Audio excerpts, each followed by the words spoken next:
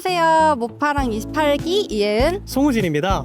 우진씨, 산타마을, 사우나, 무민 이 키워드들을 들으면 가장 먼저 떠오르는 나라가 있죠. 네, 바로 핀란드입니다. 긴 겨울과 짧은 낮에도 불구하고 핀란드는 매년 세계행복지수 1위를 기록하며 가장 행복한 나라로 불리고 있는데요. 오늘은 주한핀란드 대사님과 함께 핀란드의 문화와 행복의 비결 그리고 한국과 핀란드가 함께 만들어가는 특별한 이야기를 들어보도록 하겠습니다. 그럼 함께 가보실까요?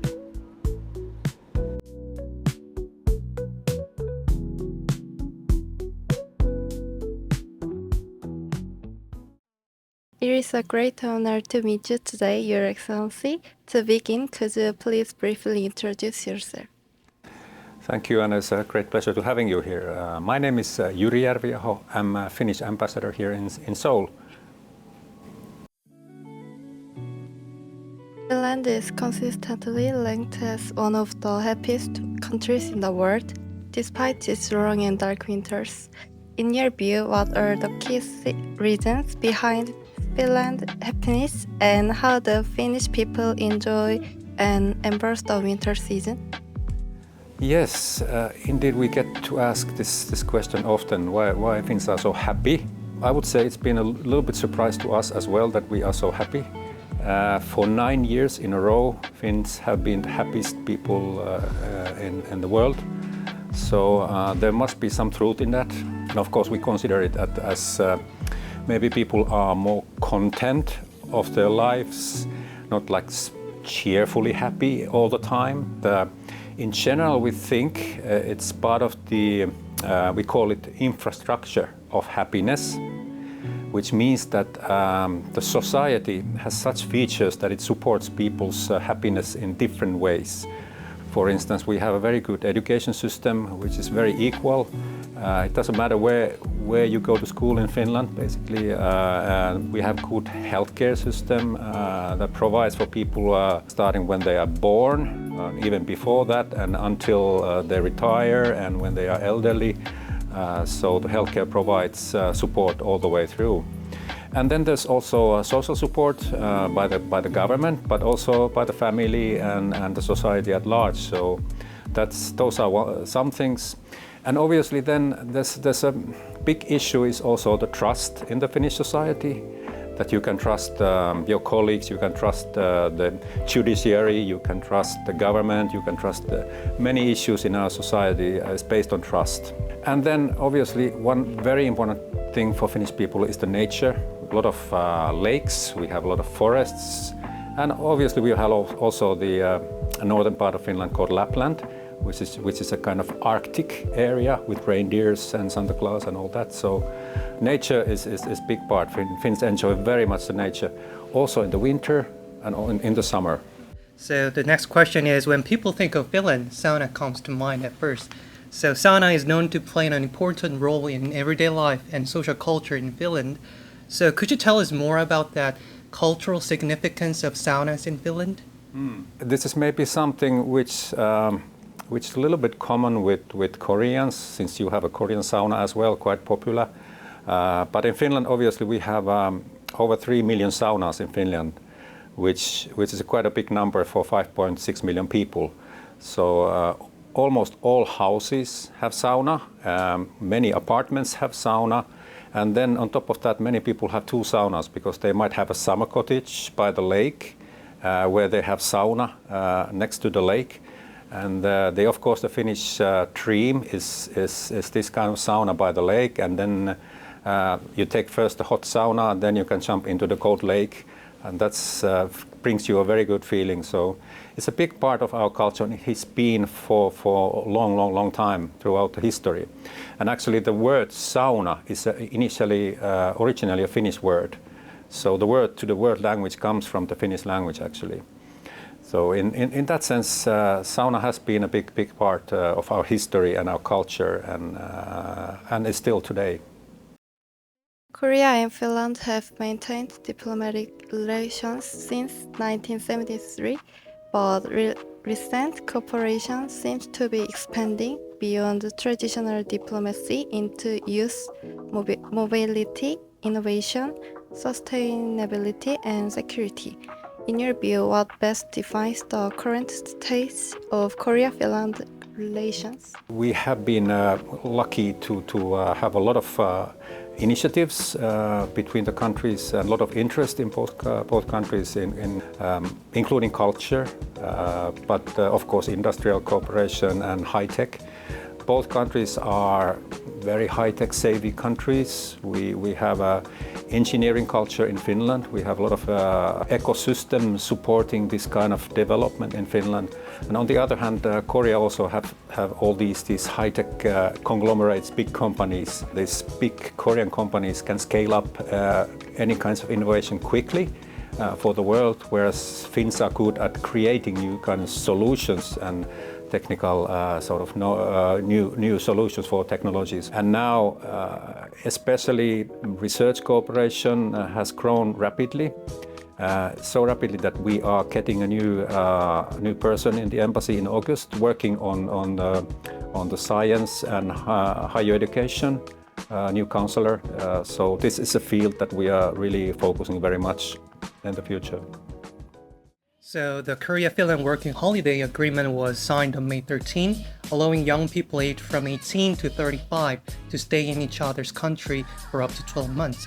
So beyond simply increasing travel opportunities, how do you think this agreement can shape the next generation of Korea-Finland relations? I think that will be quite a crucial and important for young people in both countries. I hope so. Obviously, these days there's quite a lot of exchange for students, and you can study, and there's quite a lot of Finnish young people studying here in Korea. So that's been quite a big interest with the Finnish young people. And now there will be a new chance to continue maybe after the studies for a while to try the working life here as well. So that will be a new opportunity, new chance. I think many young people will benefit from that. And I hope also Korean young people can utilize this program. But just at this point I have to say that we still have some procedure to complete in Finland legally in our parliament. So it takes a few more months before it comes into force. So it's signed in May, but it takes a few more months before it's applicable actually. But certainly we have big hopes on it. So through this working holiday agreement, just what experiences or values do you hope Korean youth will gain from Finnish society? And what do you hope Finnish participants will learn about Korea during their stay? I would encourage both Korean young people go to Finland and Finnish young people come to Korea. Extremely important in thinking that these young people are kind of ambassadors of their own country and their own culture, but at the same time there will be building bridges between both countries and cultures. Learning about the language, learning about the way people work and how the culture is organized, how the society is organized. So later on they will bring a big advantage for both countries in cooperating in various fields. So that's a big hope for us. As sustainability and climate change have become major global challenges, Finland is often recognized as a leader in environmental protection and sustainable development. Could you share one Finnish policy or approach that may offer useful insights for Korea and areas where two countries could learn from each other? Indeed, climate change is an issue for our generations and for your generation specifically. Of course, the climate is affecting our lives more and more.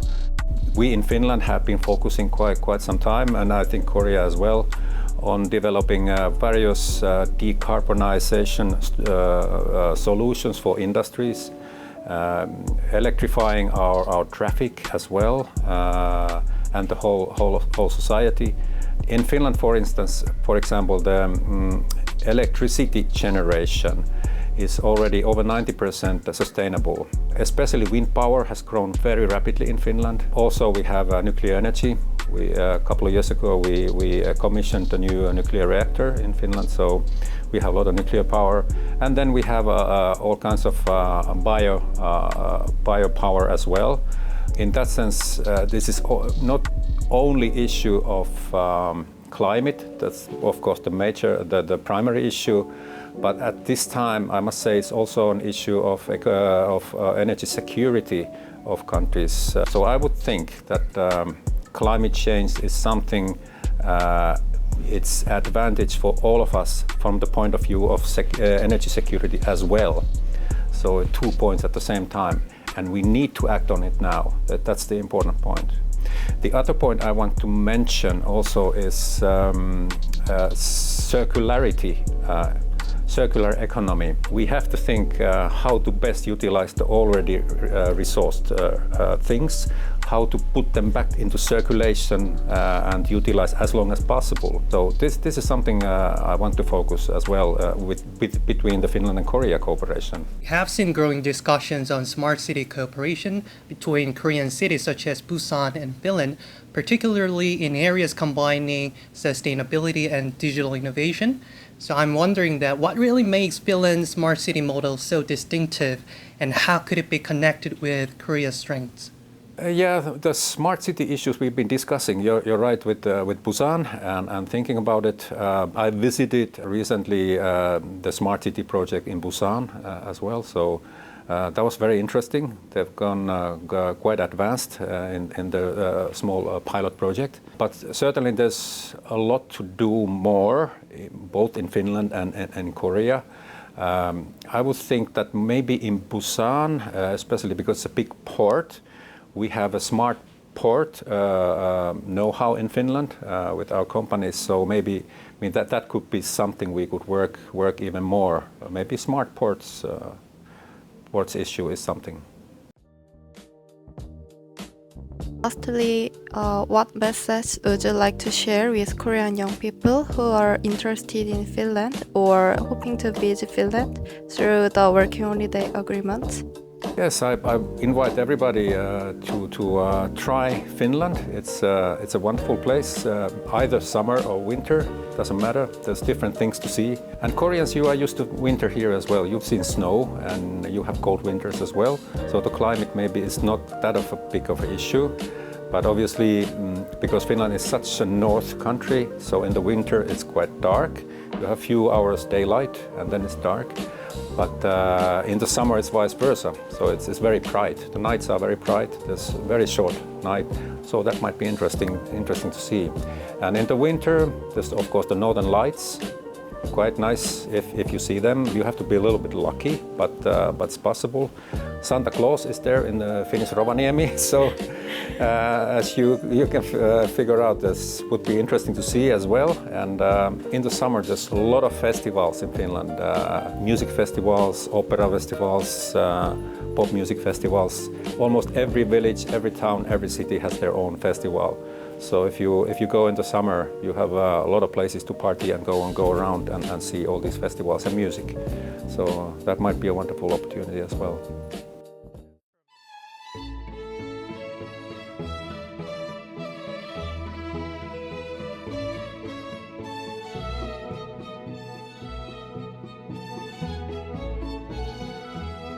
Are we ready, sir? Yes. Okay, let's go.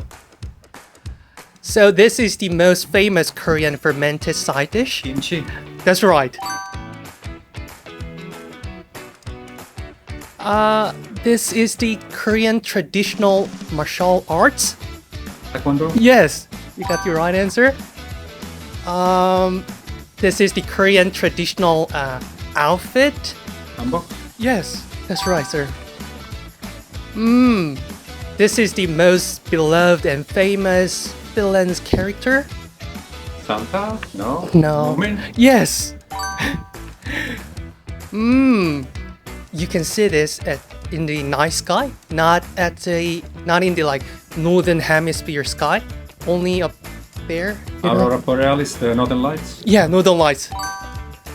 This might be the last. This is the capital city of Finland. Helsinki. That's right, sir. You got your all answers in 60 seconds, sir. You did a great job, sir. Thank you. So thank you very much for sharing your valuable insight with us today, and we sincerely appreciate your time and wish you continued success in your work here in Korea. Thank you, sir. Thank you so much. Yeah. Thank you for your interest. Thank you. 감사합니다.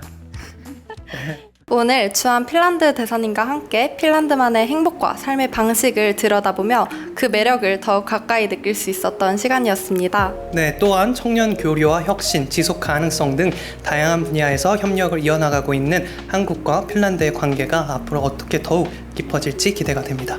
저희 모파랑은 앞으로도 세계 곳곳에서 청년의 시선으로 외교 이야기를 전달해드리겠습니다. 지금까지 모파랑 28기 이예은, 송우진이었습니다. 영상 시청해주셔서 감사합니다. 감사합니다. 키토스!